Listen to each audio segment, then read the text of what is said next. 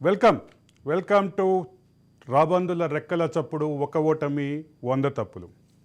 100 తప్పులు చేసిన కేసీఆర్ ఓటమి పాలయ్యారంటూ ఒక వాదన ఉంది.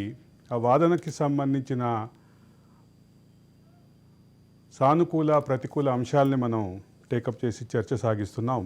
అందులో భాగంగా అసలు కేసీఆర్ ప్రభుత్వం ఏర్పాటైన తర్వాత ఒక యుద్ధ ప్రాతిపదికగా ప్రారంభించినటువంటి ఈ నీటిపారుదల ప్రాజెక్టుల నిర్వహణ లోపాలు, నిర్మాణ లోపాలు ప్రతికూలమైన అంశంగా మారి కేసీఆర్ పరాజయానికి, కేసీఆర్ పతనానికి దారితీసినాయి అనేది ఒక అంశం ఉంది. తెలంగాణ ప్రభుత్వం, కొత్తగా ఏర్పడిన తెలంగాణ ప్రభుత్వం ఈ అంశంపై ప్రత్యేక చర్చ పెట్టి ప్రత్యేక ఒక డ్రైవ్ లాగా టేకప్ చేసి దీన్ని మరొక రూపం తీసుకెళ్ళింది. అదే కాళేశ్వరం ప్రాజెక్టుపై పవర్ పాయింట్ ప్రజెంటేషన్ ఏర్పాటు చేస్తుంది.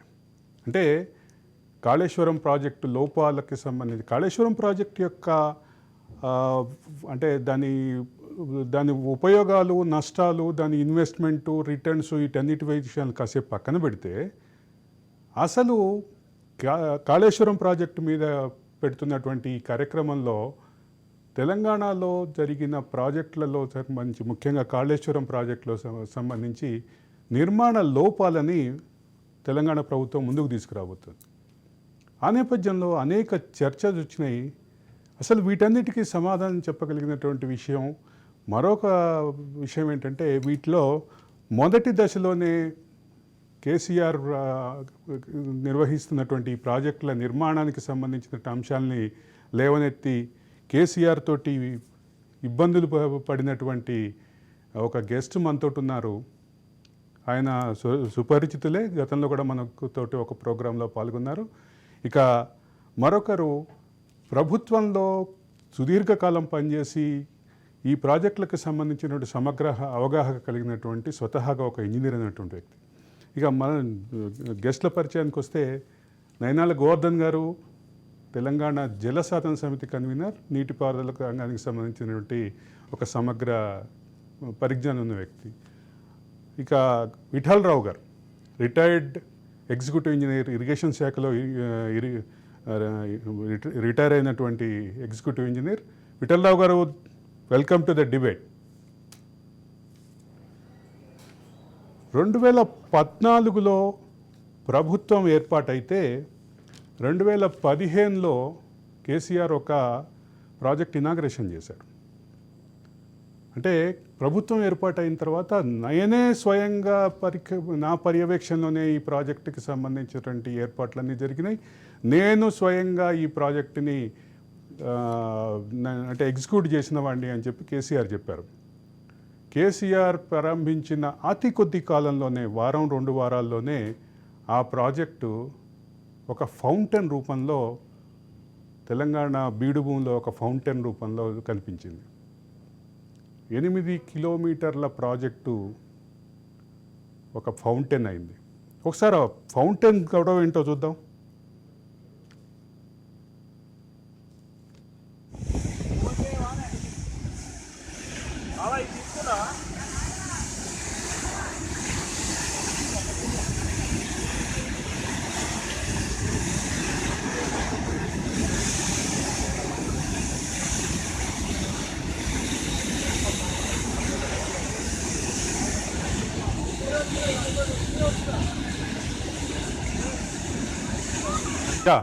అన్నట్లు ఏదో ఫౌంటైన్ చూసాం. ఆ ఫౌంటైన్కి సంబంధించినటువంటి విషయానికి వస్తే, అసలు ఈ ఫౌంటైన్ ప్రారంభోత్సవం అంటే పథకం ప్రారంభం, ఫౌంటైన్ ప్రారంభం కాదు, అది పథకం, ఫౌంటైన్ అనే అవుట్పుట్ని ఇచ్చింది. ఈ పథకం ప్రారంభంలో గూడెం ఎత్తిపోతల పథకం, అది గూడెం ఎత్తిపోతల పథకం ప్రారంభంలో మనతో పాటు గెస్ట్గా ఉన్నటువంటి నైనాల గోవర్ధన్ గురించి కేసీఆర్ ఏం మాట్లాడారో చూద్దాం.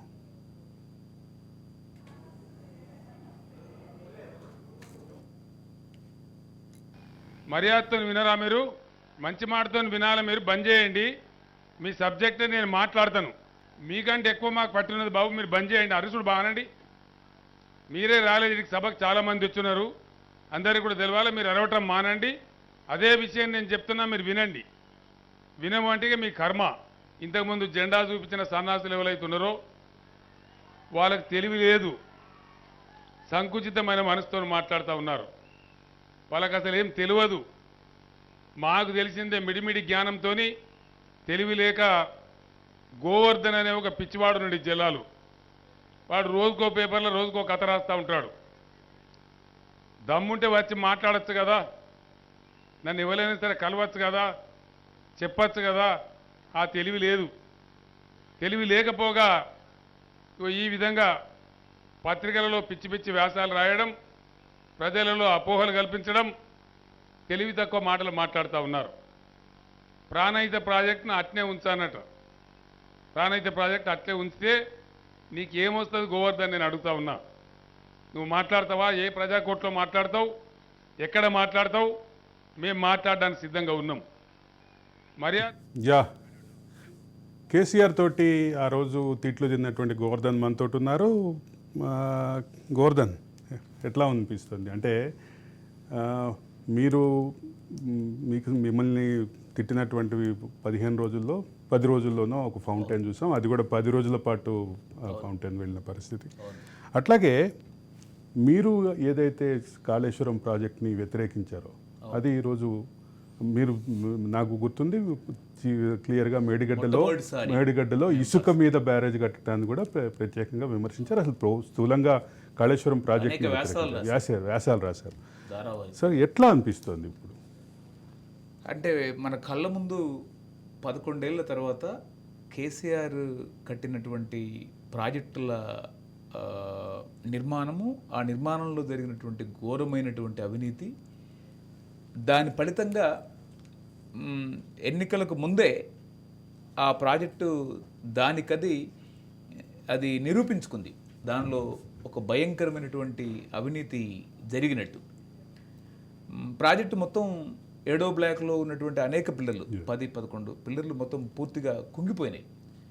21వ పిల్లర్ దాదాపు కింద నుంచి పై వరకు 3.5 ఫీట్ల వెడల్పుతో పియర్, పిల్లర్ అనేకంటే నీటిపారుదల పరిభాషలో పియర్ చాలా పెద్దది, ఒక డబుల్ రోడ్డు కంటే చాలా పెద్దగా ఉంటుంది. కింద నుంచి పై వరకు చెక్కలు బాస్తుంది.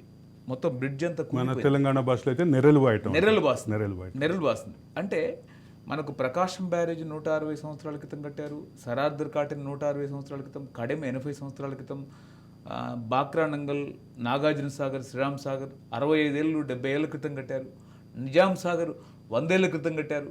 చెక్కు చెదరలో ఈనాటికి లక్షలాది ఎకరాలకు నిలుస్తున్నాయి. మరి కేసీఆర్ కట్టినటువంటి ప్రాజెక్టు కేవలం 3 సంవత్సరాల్లోనే, ప్రారంభించినటువంటి 3 సంవత్సరాల్లోనే ఎందుకు కుంగిపోయింది? ఇది ఒక పెద్ద, ఇది తెలంగాణ రాష్ట్ర సమాజాన్ని ఆలోచించేటటువంటి ప్రతి ఒక్కరిని ఆలోచింపజేసింది. ఇది కేసీఆర్ ఓటమిలో అనేక అంశాలతో పాటు అత్యంత ప్రధానమైనటువంటిది. మన తెలంగాణలో ఒక సామెత ఉంటుంది, సంసారం చేసే కళ కాలు పెట్టిన రోజే తెలుస్తుంది అని. అవును. అంటే గూడెం ఎత్తిపోతల పథకం ఫౌంటైన్గా మారటం అనేది ఒక 2015 జూలై 5వ తారీఖు. అప్పటికే ఆయన భగీరథ పైన అనేక భారీ ఎత్తున 1,45,000 కిలోమీటర్ల పైపులు నిర్మిస్తున్నాడు. దానిపైన మేము ఒక సుమారు 10 వ్యాసాలు రాసాం. ఇంజనీరింగ్ చీఫ్ ఆర్డబ్ల్యూఎస్ దానికి ప్రతిగా మా పైన విద్వేషం కక్కుతూ వ్యాసాలు రాశాడు. దాని తర్వాత వెంటనే తుమ్మిడిహెట్టులో లాభం లేదు, ప్రాణహితలో 38,000 కోట్లతో అవుతుంది, ఇది 1,50,000 కోట్ల వరకు పెంచాలనే ఉద్దేశంతో ఆయన కాళేశ్వరం ఎప్పుడైతే దిగాడో ఇసుక తెన్నుల పైన కింద ఆధారం లేకుండా, రాతి ఆధారం లేకుండా ఎప్పుడైతే ప్రాజెక్టు కట్టడం మొదలెట్టాడో అప్పుడే దానిలో భయంకరమైనటువంటి నిర్మాణ లోపాలు తలెత్తాయి. కేసీఆర్కు ఉన్నటువంటి భయంకరమైనటువంటి నియంతృత్వ ధోరణితో ఆ వాటన్నిటిని కూడా తొక్కిపెట్టాడు. ఆ తొక్కిపెట్టినటువంటిది ప్రకృతి తనకు విరుద్ధంగా మారి ఆ ప్రకృతి ఈరోజు అంటే మరో రూపంలో అది పగబట్టి కేసీఆర్ ప్రభుత్వాన్ని కాటేసింది. ఒక్కసారి విఠలరావు గారి దగ్గరికి. విఠలరావు గారు, గత 9.5 సంవత్సరాలు, దాదాపు 10 సంవత్సరాల పాలనలో ప్రధానంగా మీకు కనిపించినటువంటి నిర్మాణ లోపాలేంటి, నిర్వహణ లోపాలేంటి?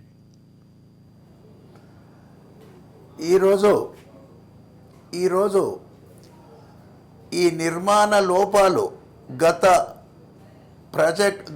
గవర్నమెంట్ చేసిన లోపాలు నాకుండే నాలెడ్జ్ నేను ఎగ్జిక్యూటివ్ ఇంజనీర్ ఇరిగేషన్ డిపార్ట్మెంట్లో Yeah. గత 30 సంవత్సరాలు చేశాను. Yeah. తర్వాత కాళేశ్వరం మీద కూడా నేను చాలా ఒక 2 లక్షల ఎకరాలు మొత్తము డీటెయిల్డ్ సర్వే చేసి మళ్ళీ ఈ లోపాల గురించి చెప్పాలంటే మొదలు లోపాల కంటే మొదలు ఏం జరిగింది అనే దాని మీద మీకు వివరణ ఇవ్వాలని నేను అనుకుంటున్నాను. ఫస్ట్ ఈ వివరణ ఇవ్వాలంటే మొదలు మనకు గోదావరి నుంచి వాటర్ వచ్చేది పైన ఎక్కడైతే మహారాష్ట్ర ఉన్నదో మహారాష్ట్ర నుంచి వాటరు పైన బ్యారేజెస్ కట్టేసే వరకు మనకు ఈ శ్రీరామ్ సాగర్ కింద ఏదైతే ఆయకట్టు స్థిరీకరించింది గత 25 సంవత్సరాల నుంచి శ్రీరామ్ సాగర్ ఫేజ్ 1 ఫేజ్ 2 అనే దానికి ఒక 12 లక్షల ఎకరాలు, తర్వాత ఫ్లడ్ ఫ్లో కెనాల్కు ఒక 2 లక్షల ఎకరాలు, అంటే ఆల్మోస్ట్ ఒక 14 నుంచి 15 లక్షల ఎకరాల వరకు, అంటే left canal Saraswati canal Kadem వరకు అది ఒక 45,000. తర్వాత ఫేజ్ 1 అనేది 8 లక్షలు, ఫేజ్ 2 అనేది సూర్యాపేట వరకు 4 లక్షలు. అట్లా ఒక స్థిరీకరించి గత గవర్నమెంట్ వాళ్ళు ఒక ప్రణాళిక రూపకంగా ప్రాజెక్టు పోచంపాడందరూ ఇప్పుడు శ్రీరామ్ సాగర్ ప్రాజెక్ట్ అనే దానికి 120 టీఎంసీ వాటర్ నిల్వ చేసేటట్టు టోటల్ మొత్తము దాని డిజైను 2 పంటలకు వచ్చేటట్టు వాళ్ళు కంప్లీట్గా ఒక సదుద్దేశంతో ప్రజలకు ఎప్పటైనా కానీ వెనుకబడ్డ తెలంగాణకు ఒక మేలు చేయాలి అనే ఒక ప్రణాళిక రూపంగా ఈ ప్రాజెక్టులు గత 1955లో అప్పుడు స్టార్ట్ చేసి గత 25 సంవత్సరాలు ఇంత ప్రణాళికాబద్ధంగా గతంలో జరిగినటువంటి ఇరిగేషన్ వ్యవస్థ 10 ఏళ్లలో ఎక్కడికి దారితీసింది, ఎటువైపు వెళ్ళింది? ఇరిగేషన్లో ఇన్ని లోపాలు, అంటే ఒక ప్రధానమైన ప్రాజెక్టుగా, గిన్నీస్ బుక్ రికార్డు ప్రాజెక్టుగా, అసలు తెలంగాణకి ఐకాన్ ప్రాజెక్టుగా, అసలు కేసీఆర్ ప్రభుత్వ ఘనతగా చెప్పుకున్నటువంటి ఒక ప్రాజెక్టుగా ఉన్నటువంటి కాళేశ్వరంలో మేడిగడ్డలో ప్రధానమైనటువంటి మేడిగడ్డలో పిల్లర్లు కుంగిపోవటం అనే దగ్గర నుంచి, అంటే ఒక పిల్లర్ నెర్రెబాయటం అనేటటువంటి దాన్ని, వీటన్నిటిని ఎట్లా చూడాలి? దీనికన్నిటికి ప్రధాన కారణాలు ఏంటి? దానికి మానవ తప్పిదము నంబర్ 1. అది భూకంపం వచ్చి కుంగలేదు. తర్వాత ఇంకేదో కారణాలతోటి ఇది మానవ తప్పిదం నంబర్ 1. తర్వాత ఇందులో కనీసం ఒక 6 నుంచి 7 సంవత్సరాలు ఏ ప్రాజెక్ట్ కట్టినా, 15 సంవత్సరాలు నాగార్జున సార్ కట్టినా, శ్రీశైలం కట్టినా, ఏది కట్టినా దానికి ఒక డిజైన్ చేయాలంటే దాన్ని డీటెయిల్డ్గా ఇన్వెస్టిగేషన్ చేయాలి. ఆ ఎక్కడైతే మనం ప్రాజెక్టు మేడిగడ్డ చేశామో అక్కడ గోదావరి నది ఒక 1.5 కిలోమీటర్స్ మొత్తం వెడల్పుతోటి పోతున్నప్పుడు దాన్ని ఒక 5 నుంచి 10-15 మీటర్ల వరకు శాండ్ ఉన్నప్పుడు అది క్షుణ్ణంగా అది ఎంతవరకు దాని ఫౌండేషన్స్ ఉండాలి, తర్వాత ఏ విధమైన ఫౌండేషన్స్ ఉండాలి, దాన్ని క్షుణ్ణంగా మినిమం ఒక 1 ఇయర్ 1.5 ఇయర్స్ క్షుణ్ణంగా దాని రిజల్ట్స్ అన్నీ మోడల్ స్టడీ చేపియాలి. ఆ మోడల్ స్టడీ చేసేందుకు ఒక సంవత్సరం పడుతుంది, ఇన్వెస్టిగేషన్ చేసేందుకు ఒక 6 నెలలను పడుతుంది. అంటే మొత్తం 1.5 ఇయర్స్ క్షుణ్ణంగా పరిశీలించిన తర్వాత ఆ శాండ్ పైన మనము కట్టొచ్చునా, దీన్ని ఏ విధంగా కట్టొచ్చు అనేది ఒక డిజైన్స్ వాళ్ళు ఇస్తారు. ఆ డిజైన్స్ అనేది 3 విధాలు ఉంటాయి. అయితే ఏంటంటే దానికి డయాఫ్రమ్ వాల్ అనేది ఒకటి ఉంటుంది, తర్వాత సీకెంట్ పైల్స్ అనేది ఒకటి ఉంటుంది, లేకుంటే అండర్ పిల్లర్స్లో సపరేట్ ఫౌండేషన్ 3 విధాలుగా ఉన్నప్పుడు ఈ డిజైన్స్ అనేది చాలా పర్ఫెక్ట్ ఇంజనీర్స్, మన ఇంజనీర్స్ సిడి వల్ల చాలా ఎక్స్పీరియన్స్డ్. ఎన్ని డ్యాములు కట్టినా ఎక్కడ కూడా ఫెయిల్యూర్స్ లేవు. నైజాం గవర్నమెంట్ కట్టినప్పుడు కూడా అప్పుడు అలీ నవాజ్ జంగ్ కూడా చాలా ఫౌండేషనే అన్నిటికంటే ముఖ్యము. గుండెకాయ ఫౌండేషన్ లేనిది మీరు 10 అంతస్తుల బిల్డింగ్ కట్టినా 20 ఫౌండేషన్లో ఎక్కడ మిస్టేక్ వచ్చినా కొద్దిగా ప్రాబ్లం. ఒకటి ఇక్కడ వాటర్ తోటి ఇక్కడ ఒక సమస్య, ఇక్కడ ఒక ప్రశ్న తలెత్తుతోంది. ఒకటి, మేడిగడ్డలో ఇప్పుడు కుంగినటువంటి ఏవైతే పిల్లర్లు ఉన్నాయో అవి కట్టిన ప్రదేశం ప్రధానంగా ఇసుకకు సంబంధించినటువంటి, అంటే మొత్తం ఇసుకే ఉంది అనేది. అంటే ఇసుక మీద కట్టేటప్పుడు తీసుకోవాల్సినటువంటి ప్రాథమికమైనటువంటి జాగ్రత్తలు, అదే సందర్భంలో అక్కడ వాడాల్సినటువంటి మెటీరియల్ వేరే ఉంటుంది. ఇసుకని కనుక ఇసుక దగ్గర బ్యారేజ్ కట్టాలంటే అక్కడ సిల్ట్ తీయాలి, సిల్ట్ తీసి సిల్ట్లో ఫిల్లింగ్ చేయాలి. నాకు తెలిసినటువంటి సమాచారం ప్రకారం, నాకున్న ప్రాథమికమైనటువంటి ఇంజనీరింగ్ పరిజ్ఞానం ప్రకారం ఈ సిల్ట్ తీసి సిల్ట్లో ఫిల్లింగ్ చేయాలి, లేదా మరొక ప్రత్యామ్నాయ మార్గం ఉంటుంది. ఒక నిమిషం. కానీ ఇటువంటి ప్రాథమిక విషయాలు ఏవి పట్టించుకోలేదనేది ఒక పార్ట్ అయితే, డిజైన్ లోపం, డిజైన్కి సంబంధించిన వ్యవహారం ఒక భాగం అయితే, చివరికి కట్టినటువంటి L&T కంపెనీ కూడా మాకు సంబంధం లేదు, కేసీఆర్ కట్టమన్నాడు, మేము కట్టమనేటటువంటి ఒక కంక్లూజన్ ఇచ్చేలాగా మాట్లాడే పరిస్థితి ఉంది. దీంట్లో మొత్తం మీద దోషం ఎవరికి అనిపిస్తున్నారు మీకు? ఇక్కడ అన్నిటికంటే దోషులు ఇంజనీర్లు. ఈ ఇంజనీర్లు అనేది చాలా అన్నిటికంటే ముఖ్యమైన పాత్ర అక్కడ ఉండేది ఇంజనీర్లు. అక్కడ ఎగ్జిక్యూషన్ ఇంజనీర్స్ ఒకరు ఉంటారు, క్వాలిటీ కంట్రోల్ ఒకరు ఉంటారు. ప్రతి ఒక్కరికి నాలెడ్జ్, ఒక్కొక్కరికి అంత అనుభవం ఉన్న ఇంజనీర్సు. వాళ్లకు ఏదో ఎగ్జిక్యూషన్ అనేది కనీసమైనా కానీ రోజు ఎన్ని సిమెంట్ బస్తాలు వేయాలి, ఎక్కడ వేయాలి, శాండ్ బెడ్ మీద ఎట్లా ట్రీట్మెంట్ చేయాలి, వీళ్ళు శాండ్ సరిగ్గా ట్రీట్మెంట్ చేయలేదు. ఉన్న శాండ్ బెడ్ మీదనే మినిమం ట్రీట్మెంట్ తోటి రాఫ్ట్ వేశారు. అది నంబర్ 1 మిస్టేక్. మీరు ఇంజనీర్ కాదు విఠలరావు గారు, నాకు చిన్న అనుమానం. మీరు క్లియర్గా ఇంజనీర్లని తప్పు పడుతున్నారు. ఇంజనీర్లు అంటే కేసీఆర్ మాట విన్న ఇంజనీర్లే తప్పని మీ అభిప్రాయమా? అది కేసీఆర్ అనలేను, ఇంకోరు అనలేను. ఏదో ఒక ఫోర్స్ వాళ్ళ మీద వాళ్ళు తొందరగా కంప్లీట్ చేయాలి. రోజు 1,00,000 బస్తాలు సిమెంట్ వేయాలంటే అది వాళ్లకు తెలుసు, ఇంత తొందరగా చేయరాదని. ఇంజనీర్స్ అందరు అనుభవం ఉన్నోళ్ళే, కానీ వాళ్ళకి ఏదో ఒక ఫోర్సు తొందరగా చేయాలి. అది కనీసమైనా కానీ ఒక 5 సంవత్సరాలు చేసి నీట్గా చేయగలిగితే అదొక పొరపాటు, తొందరగా చేసుడు ఒక పొరపాటు. తర్వాత వీళ్ళు ఎక్కడైతే ఫెయిల్యూర్స్ అయినాయో, మొన్న ఎక్కడ డ్యామ్ సేఫ్టీ అథారిటీ వాళ్ళు 5 ఫెయిల్యూర్స్ చెప్పారు. ఒక్కటేమంటే అక్కడ సీకెంట్ పైల్స్ అనేది మన దేశంలో ఏ విధంగా కూడా ఎక్కడ కూడా పైల్ ఫౌండేషన్లో అప్ స్ట్రీమ్ సైడ్ కింద పైన భాగంలో డయాఫ్రమ్ వాలేశారు పోలవరంలో. అట్లా ఏదైనా శాశ్వతంగా డయాఫ్రమ్కు టైం చాలా తీసుకుంటుంది. కాబట్టి ఇది తొందరగా చేయాలని ఏదో ఒక ఫోర్స్ ఉన్నట్టు మాకు భావన.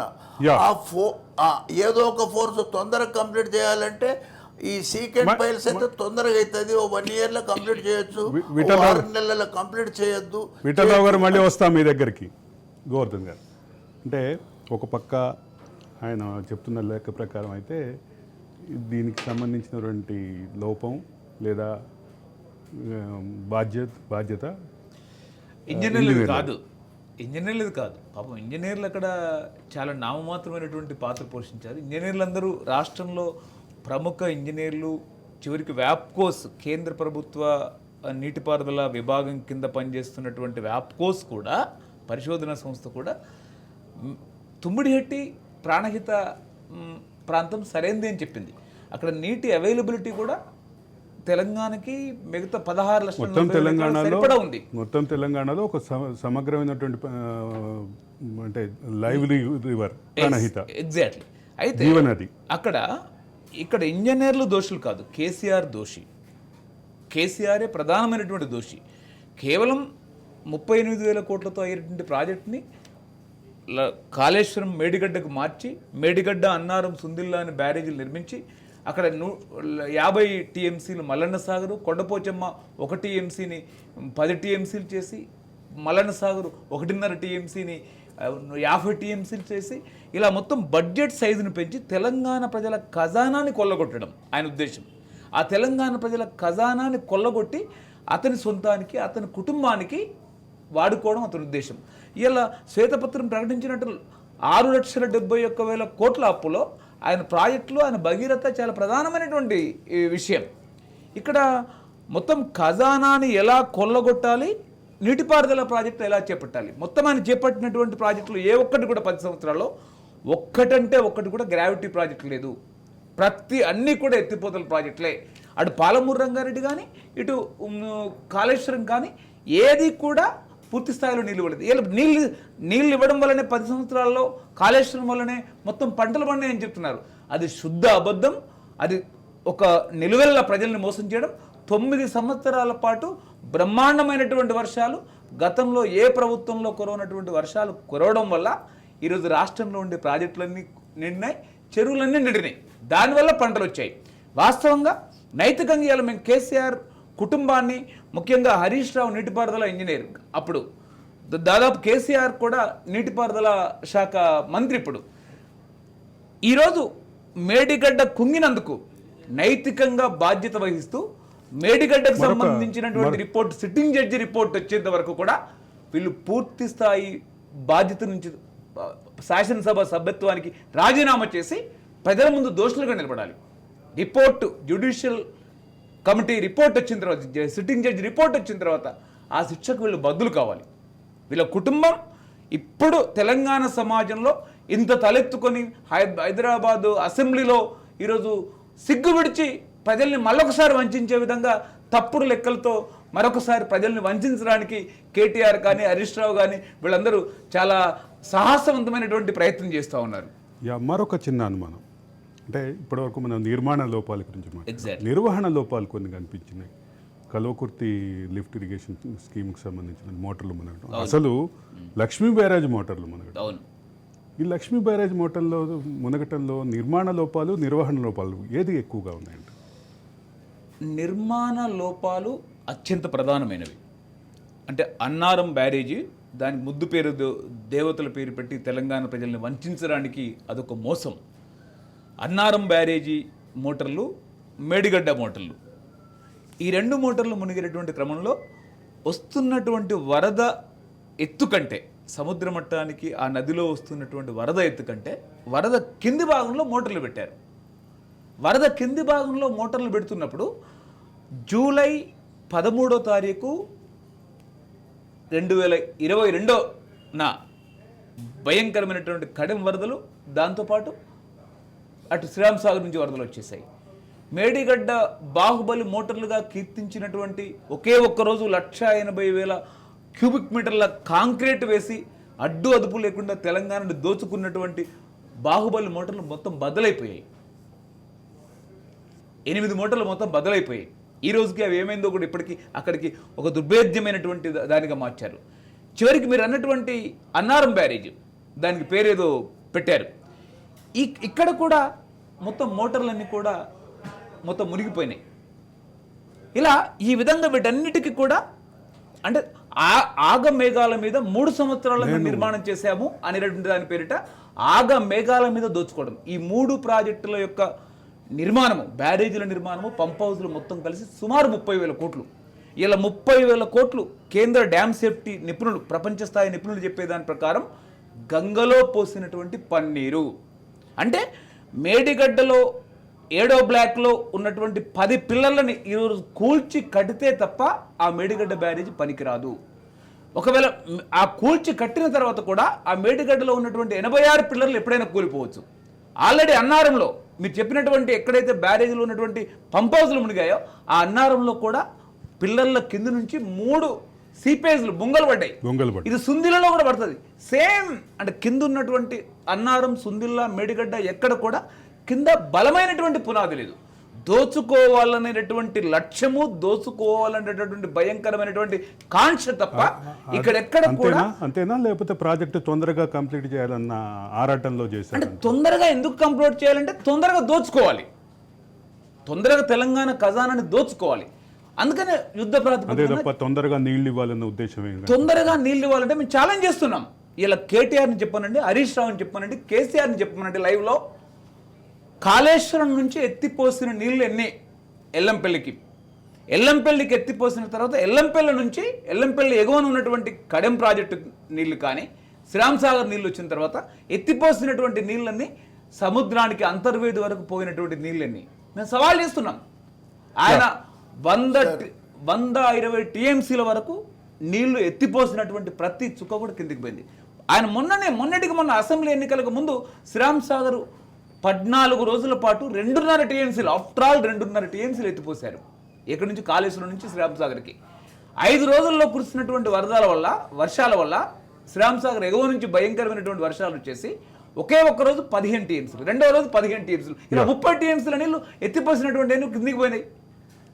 అంటే ఇరిగేషన్ ప్రాజెక్టుగా మొదలైన కాళేశ్వరం ఒక టూరిస్ట్ స్పాట్గా మేము నిలబడింది, గిన్నిస్ బుక్ రికార్డు సాధించింది. అంటే ఇవన్నీ ఒక సానుకూలమైన అంశాలుగా టీఆర్ఎస్ అంటే బీఆర్ఎస్ ప్రొజెక్ట్ చేసుకుంటుంటే అరవింద్ మీరు ఒక డిఫరెంట్ వెర్షన్. ఇక్కడ ఒకటే విషయం, గిన్నిస్ బుక్ రికార్డ్ కాదు, గిన్నిస్ బుక్ అవినీతి. గిన్నిస్ బుక్ రికార్డులని ప్రపంచంలో ఆఫ్రికా కంట్రీల్లో కూడా జరగనటువంటి భయంకరమైనటువంటి అవినీతి ఏదైతే ఉందో ఇక్కడ గిన్నిస్ బుక్ రికార్డును చెరిపివేసినటువంటి అవినీతి. ఇలా ఈరోజు మేము సవాల్ చేస్తున్నాం, ఏది హరీష్ రావును కానీ, కేటీఆర్ని కానీ, కేసీఆర్ని కానీ, కాళేశ్వరం ప్రాజెక్టు వల్ల మొత్తం రాష్ట్రంలో ఎన్ని ఎకరాలకు నీళ్ళు ఇచ్చారు? ఇది శుద్ధ అబద్ధం. విఠలరావు గారు స్థూలంగా చెప్పండి. ఎక్కడికి నీళ్ళు ఇవ్వలే. కాళేశ్వరం ప్రాజెక్టు ద్వారా ఏ ఒక్క కాలువ కూడా కాలే, ఏ ఒక్క కాలువ కూడా ఎక్కడా కాలే. నేను చెప్తాను వినండి ఈ ఇష్యూలో. ఇప్పుడు మనం ఏ పని చేయాలన్నా, ఏ ప్రాజెక్ట్ చేయాలన్నా ఆయకట్టు డెవలప్ చేసేందుకు పబ్లిక్ కొరకే చేస్తాము. నాగార్జున సాగర్ కానీ, శ్రీశైలం కానీ ఇన్ని లక్షల ఎకరాలు, అప్పుడు కాకతీయ రాజులు కూడా కొన్ని లక్షల ఎకరాలు మైనర్ ఇరిగేషన్ పబ్లిక్ కొరకు చేశారు. ఇప్పుడు ఈ కాళేశ్వరం ప్రాజెక్టు కట్టిండ్రు. మరి ఈ రోజు వరకు కూడా వీళ్ళ ప్రకారంగా 18,25,000 ఎకరాలకు నీళ్ళు ఇస్తాము, 13 జిల్లాలకు నీళ్ళు ఇస్తాము. ఈ 13 కొత్త జిల్లాలకు మళ్ళీ స్టెబిలైజేషన్ ఒక 18 లక్షలు, మొత్తం 37 లక్షలు ఇచ్చే ప్రోగ్రాం తోటి కాళేశ్వరం అనేది అవసరం లేదు.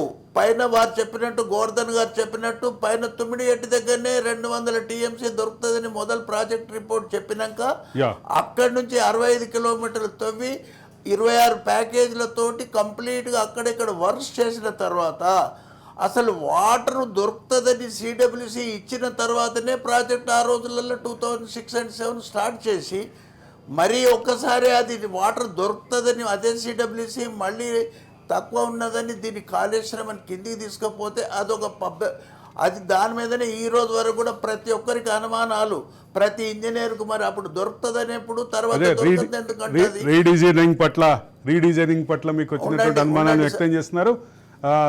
ఇప్పటికి కూడా ప్రతి ఒక్క ఇంజనీర్ తెలంగాణ రాష్ట్ర సమితి అలియాస్ భారత రాష్ట్ర సమితి ఓటమిలో ఒక ప్రధాన వాళ్ళు మొదటి నుంచి క్లెయిమ్ చేసుకుంటున్నటువంటి ఇరిగేషన్ రంగాన్ని పరుగులు పెట్టించాం, ఇరిగేషన్ రంగంతో అనేక ఎకరాలని, 1 కోటి ఎకరాలు సాగు తీసుకొచ్చే క్రమంలో భారీగా సక్సెస్ అయ్యాం. మరొక అవకాశం ఇస్తే ఈ అంశాన్ని ఇంకా ముందుకు తీసుకెళ్తాం, ఈ ఇరిగేషన్ రంగాన్ని ఇంకా ముందుకు తీసుకెళ్తామని చెప్పి కేసీఆర్ అండ్ టీం ఏదైతే ఒక విస్తృతమైనటువంటి అభిప్రాయం కలగజేయబోయారో అది కరెక్ట్గా అదే సమయంలో జరిగినటువంటి మేడిగడ్డ కుంగుబాటుతోటి బద్దలైందని ఒక వాస్తవం ఉంది, ఒక చర్చ ఉంది. ఆ చర్చానికి సంబంధించినటువంటి అంశం ఇది ఈరోజు ప్రధానమైనటువంటి కేసీఆర్ ఓటమికి ప్రధాన కారణాల్లో ఒక ప్రధాన కారణంగా చెప్పబడుతున్నటువంటి ఇరిగేషన్ లోపాలు, నిర్మాణ లోపాలు, నిర్వహణ లోపాలు. ఇది ఒక ప్రధానమైన అంశం. ధన్యవాదాలు విఠలరావు గారు, మాతోటి జాయిన్ అయ్యి మీ అభిప్రాయాలు తెలియజేసినందుకు. అలాగే ధన్యవాదాలు గోవర్ధన్ గారు. మరొక అంశంతో మరో రోజు వస్తాం. Stay tune to Raj news.